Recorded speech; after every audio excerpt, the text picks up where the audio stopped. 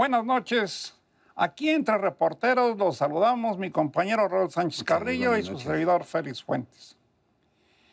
Hoy, en la actual campaña, la campaña presidencial, por supuesto, los prospectos, los candidatos, formulan, pues, cuanto quieren.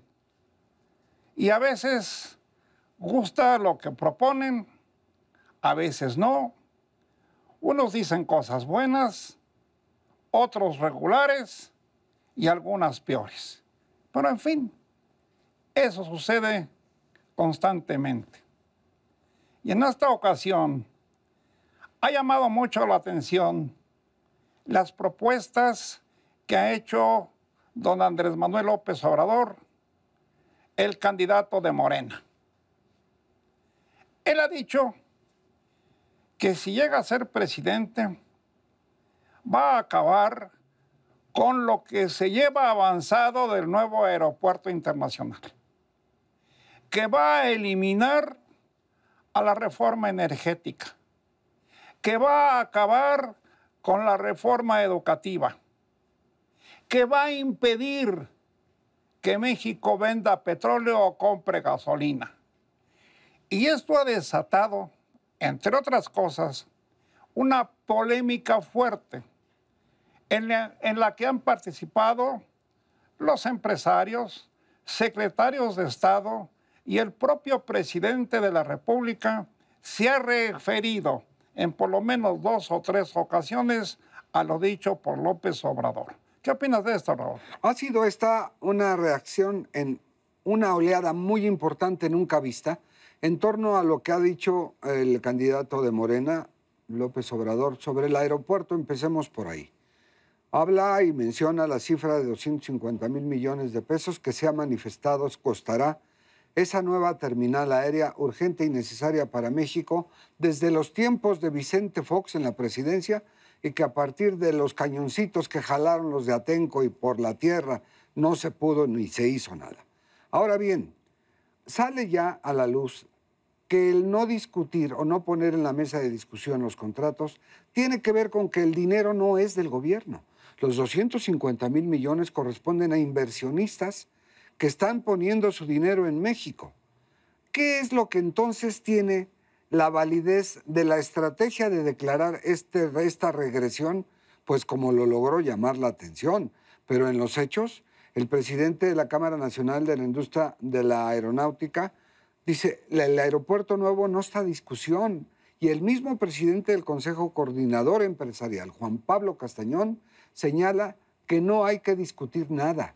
La propuesta de Andrés Manuel de 5 técnicos de parte de los empresarios, 5 del gobierno y 5 de Morena, 15 para analizar qué, cuando el dinero no es del gobierno.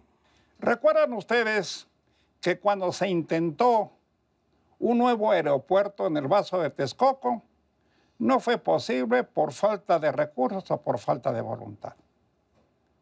Ahora ha sido proyectado en el mismo lugar. El señor López Obrador dice que ahí no es útil ese aeropuerto, que debe ponerse una pista en las instalaciones militares de Santa Lucía y en el actual aeropuerto internacional.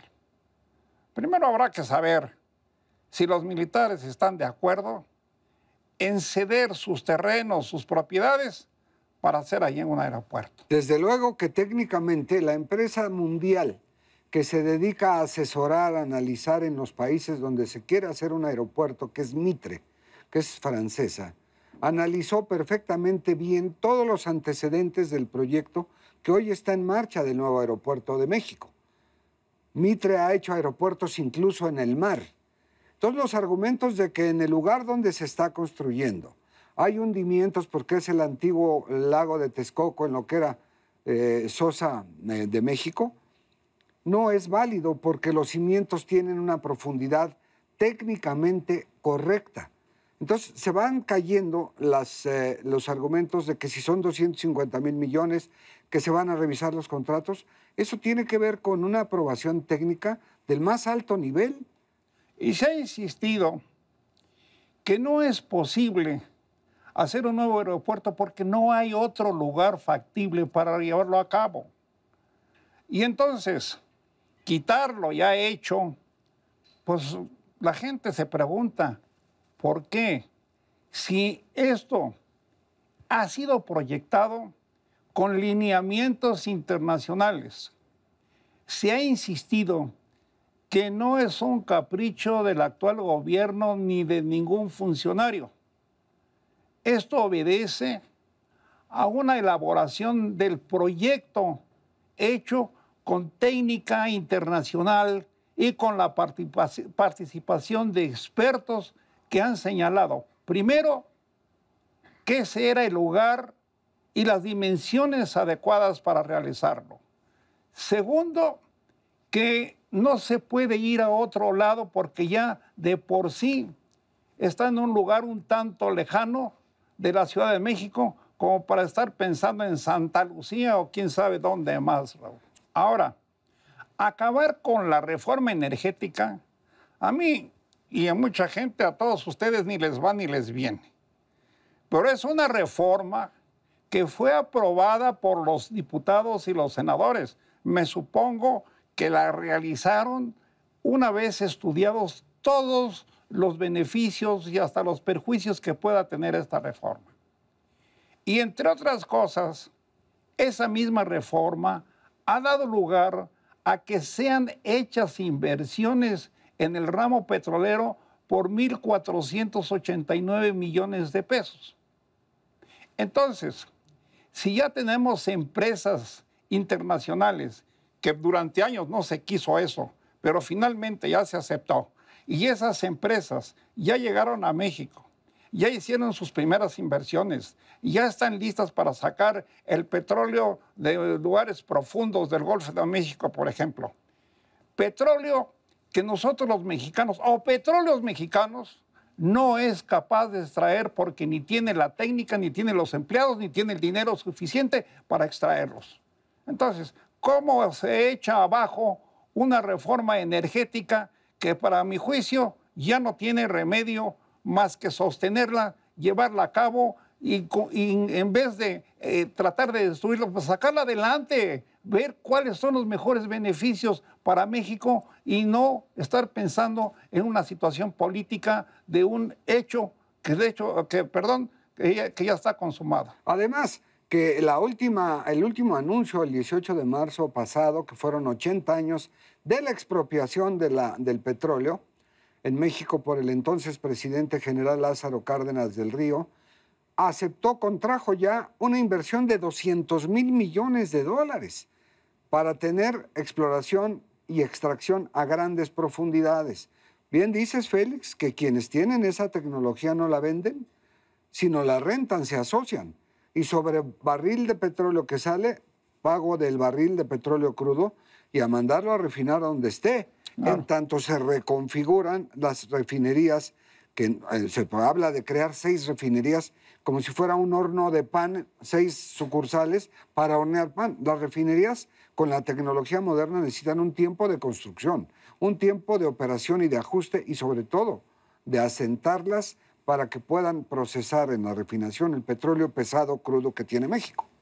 Por cuanto a la reforma educativa, ya sabemos que nuestra educación, la educación nacional es un desastre. Y finalmente se llegó, desde hace sexenios, a elaborar una reforma que culminó finalmente en este sexenio. Ya está ahí. Yo tampoco estoy muy de acuerdo con ella, como mucha gente no lo está. Pero en vez de echarla a la basura, ¿por qué no mejor reestudiarla y hacerle los ajustes que tengan que hacérseles sin destruirla? Porque de otra manera va a suceder lo que ha sucedido en este sexenio, que por ejemplo los vivales de la sección 22 de Oaxaca han agarrado a esa reforma y a la propia Secretaría de Educación Pública como un modus vivendi. Le han sacado los millones tras millones que han querido a cambio de hacer huelgas, de hacer paros.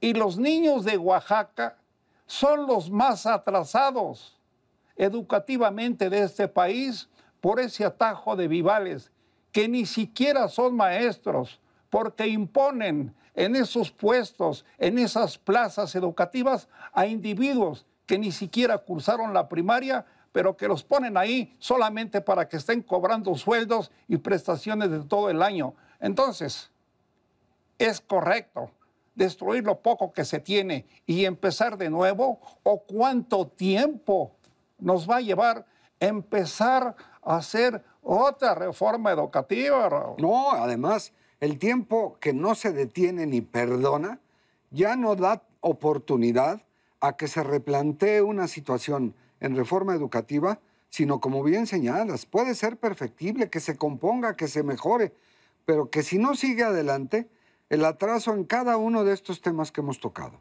Un retraso en reforma educativa, ¿qué van a pensar? ¿Que se regrese el dinero que invirtió cualquier país? Ahí está tu lana y ahí muere. No, hombre, lleva un desprestigio, multas en materia educativa. Si de por sí el retraso es grave, bueno, pues sería el ostracismo de la educación para hundir en la ignorancia a quienes por décadas la tuvieron.